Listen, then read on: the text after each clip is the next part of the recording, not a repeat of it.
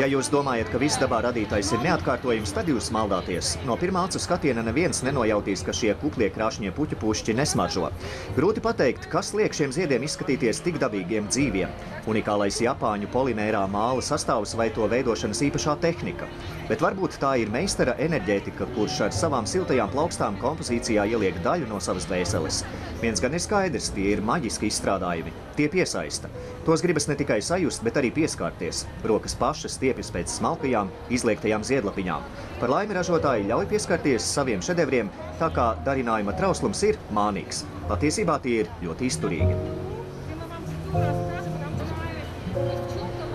Pirms 30 gadiem veidošanu no polimērā māla patentēja japāniete Kazuka Mei. Viņas skolēni līdz šim laikam praktizē visā pasaulē. Latvijā ir tikai viena skola, kur var apgūt šīs jaunās iemaņas. Tā ir Dekupleja studio Martina. Te var iemācīties izveidot ne tikai oriģinālas dāvanas, bet arī daudzveidīgu interjeru savam mājoklim. To var panākt izmantojot greznas lādītes, vāzītes un panno. Jau pēc pirmās mācību stundas mājās var aiznest kādu skaistu lietu. Var pagatavot brošiņu vai izrotāt kārbiņu. To mēs piedāvājam pirmajā nodarbībā. Pirmais kurs ir 10 nodarbībām, kurās jūs varēsiet iemācīties pat veidot ziedu kompozīcijas.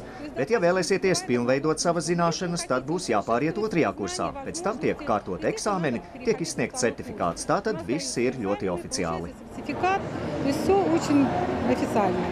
Šāda līgavas pušķa priekšrocības ir acīm redzamas. Tas lieliski izskatīsies jebkādos laika apstākļos. Vējš, sals vai svelmaina saule tam nebūs bīstama. Pat daudzus gadus pēc kāzām tas priecēs jaunlaulātos ar savu svaigumu un atgādinās par skaistākajiem dzīves mirkļiem. Gribas, lai mūsu valsts iedzīvotājiem būtu iespēja veidot šādus brīnumus savām rokām. Gribas, lai Latvijā ienāktu kaut kas jauns. Tāpēc lūdzu, nāciet mācieties. Mēs labprāt dāvāsim jums saskarsmi, siltumu un prieku. Pie mums nāk ļoti labi, pozitīvi cilvēki, tāpēc aicinām arī jūs. Nāciet! Nekas tā nenomierina nervus kā ilgstoša darbošanās ar rokām. Tāpēc veidošana ir labākās zāles pret stresu. Bez tam šāda veida nodarbības attīsta roku smalko motoriku. Bet, kad jūs ieraudzīsiet savu pūļu rezultātus, iekšējam mieram pievienosies arī labs garastāvoklis.